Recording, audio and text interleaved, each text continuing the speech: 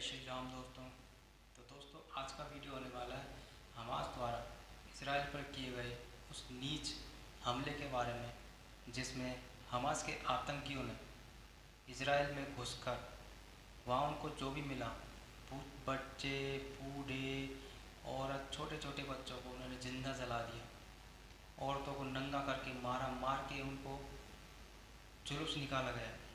लेकिन भारत में बैठे कुछ ऐसे जिहादी हैं जो आज भी उनका समर्थन कर रहे हैं।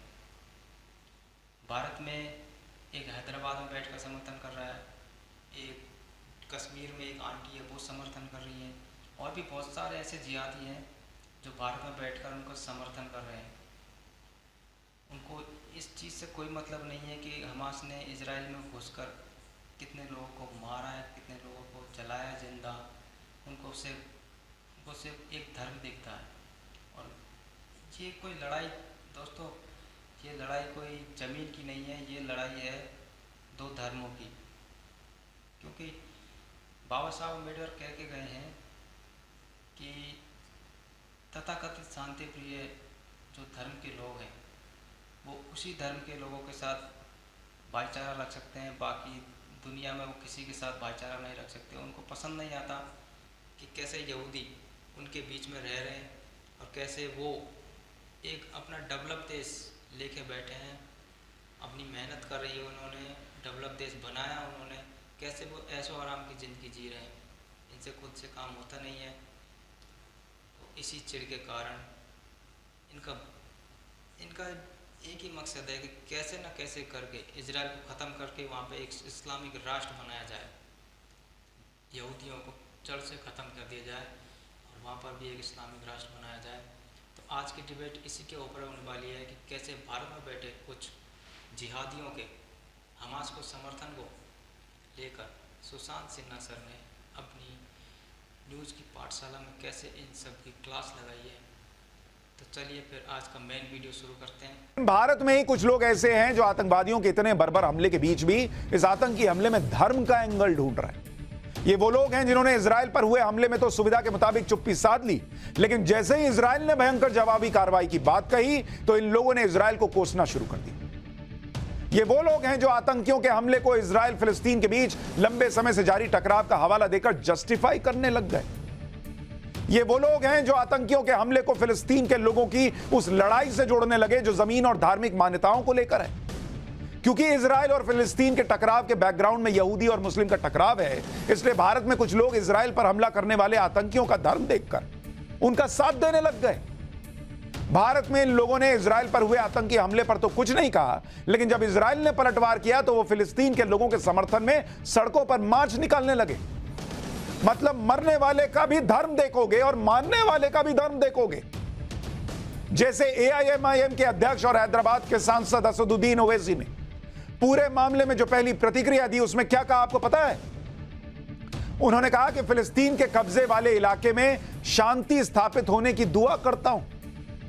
यानी अपनी पहली प्रतिक्रिया में असदुद्दीन ओवैसी ने ना तो इजराइल पर हुए आतंकी हमले की निंदा की, ना ही आतंकियों के बर्बर तरीके पर कुछ कहा, बल्कि वो एक तरह से इसका मौन समर्थन ही तो कर रहे हैं। कह रहे हैं शांति स्थापित होनी चाहिए। अरे पहले जो टेररिस्ट है उसके लिए तो बोल के दिखाओ। यहां मुसलमानों पर क्या हो गया इसके लिए तो छाती पीट लेते हो, वहां जब किया जा रहा है तो उस पर बोला नहीं जा रहा कि आतंकी हैं ये लोग। शांति स्थापित होने की दुआ कर रहे हैं। शांति स्थापित होने की दुआ करने के बहाने ओवैसी ये मैसेज देने लग गए कि फिलिस्तीन के इलाके पर इजराइल का अवैध कब्जा है, जबकि इस विवाद का लंबा इतिहास है जिसके बारे में आपको आगे बताऊंगा। लेकिन पहले सुनिए असदुद्दीन ओवैसी से, जब मीडिया ने इजराइल पर हमले को लेकर सवाल किया तो वो फिलिस्तीन पर अत्याचारों की बातें सुनाने लग गए। सुनिए एक बार। ओपन एयर प्रिजन बना के रख दिया आपने गाजा और वेस्ट बैंक को, और फिर आप बोल रहे हैं कि ये क्या हो रहा है? वायलेंस, अप्रेसर कौन है वहां पर? अप्रेसर इजराइल है। अप्रेस कौन है? फलस्तीनी है। वायलेंस कोई भी करो हम उसको कंडेम करते हैं, चाहे कोई ऑर्गेनाइजेशन करो या फिर इजरायली गवर्नमेंट करो। और आप एक बात समझिए, 90 साल से फलस्तीनियों को दबाया जा रहा है। यूक्रेन में रशिया हमला करता है तो पूरे पहुंच गए। ये कौन सी मोहब्बत है? एक बड़ा सा सिंपल सा लाइन बना लिया गया कि हम हर हमले की निंदा करते हैं। अरे निंदा करते हैं तो पहले खुल के बोलिए कि हमास टेररिस्ट है, बोलिए कि ये टेररिस्ट हमला है। आप ऐसे वक्त में जब आतंकी हमला हो रहा है, आप गिनाने बैठे हैं कि इजराइल और फिलिस्तीन के बीच का विवाद क्या है, ऑपरेसर कौन है, दबाने वाला कौन है, ये गिनाने का वक्त है। आतंकी हमला चल रहा है उस वक्त। कल को बॉस फिर इस तरह से तो कोई ओसामा बिन लादेन को भी जस्टिफाई कर देगा, क्योंकि ओसामा बिन लादेन की भी अपनी लड़ाई थी, उसको भी लगता था कि भाई दबाया जा रहा है। कोई 26/11 को भी जस्टिफाई कर देगा, क्योंकि किसी पाकिस्तान के आतंकी को लगता है कि यहां पर जो है हमला करना चाहिए, भारत में मुसलमान सेफ नहीं है, या कश्मीर जो है वो उनका है, जो भी उनके दिमाग की सोच चलती है। टेररिस्ट को, टेररिज्म को क्या इस तरीके से कोई दूसरा एंगल जोड़कर जो है आप पीछे धकेल देंगे? इसी तरह इंडी गठबंधन की नेता महबूबा मुफ्ती ने हमास के आतंकियों की बर्बरता पर तो कुछ नहीं कहा, बल्कि उन्होंने इस बात पर खुशी जता दी कि इजराइल के छक्के छूट गए, और लास्ट आते आते ये बताने लग गए कि भाई फिलिस्तीनियों पे कितना जुल्म हुआ है, इसलिए ये सब हो रहा है और इजराइल के छक्के छूट गए। महिलाएं बच्चे मार दी गई, उनके नग्न लाशों की परेड कराई गई, और मैडम को लग रहा है कि वहां पर इजराइल के छक्के छूट गए। क्यों? किस बात के लिए? क्या कनेक्शन निकल आया? सोचिए, ये सोच किस तरह से एक वर्ग में फैल चुकी है कि इजराइल पर आतंकी हमले का विरोध करने की जगह इजराइल को ही कोस रहे हैं ये लोग। और हद तो तब हो गई जब अलीगढ़ मुस्लिम यूनिवर्सिटी में इजराइल के पलटवार का विरोध करते हुए रैली निकाल दी गई। रैली में धार्मिक नारे लगाए गए, कौम पर हमले की बात कर दी गई। सुनिए जरा।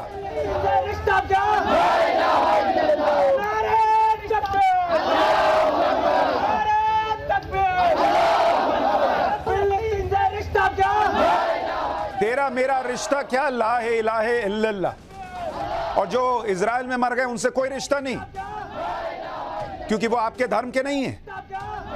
वो महिला मर जाए, बच्चा मर जाए, वो धर्म नहीं है, इसलिए ला इलाहा इल्लल्लाह नहीं होगा। जबकि हमास के आतंकियों ने जो क्रूरता की है उस पर इनका मुंह बंद है, क्योंकि ये लोग आतंकियों को उनके धर्म के चश्मे से देख रहे हैं। फिलिस्तीनियों से धर्म का कनेक्शन जोड़ लिया, वो समझ में आता है। आतंकियों से क्यों जोड़ लिया? जब खुलकर कहा जाता है कि आतंक का कोई धर्म नहीं है, आतंकी का कोई धर्म नहीं होता, तो उसके बारे में बोलने के पहले मुंह क्यों सिल जाता है? मतलब जो हमास चाहता है, एक तो मार दो घुसकर मासूमों को, और उसके बाद जो है एक पूरा इकोसिस्टम लग जाए फिलिस्तीन की आजादी की बात करने। हमास खत्म, हमास का चैप्टर ही फाड़ दो। उसने रॉकेट दागे, मार दिए, महिलाओं को की लाश को परेड कराई, ये जश्न मनाया, किडनैप करके ले गए, ये सब फाड़ दो, खत्म। अब सीधे बात करो फिलिस्तीन पर। यह कौन सा हिसाब चल रहा है भाई? अगर आपको ये वीडियो पसंद आता है तो वीडियो को लाइक और चैनल को सब्सक्राइब जरूर कीजिए। अगर आपको हमारा काम पसंद आता है तो कमेंट में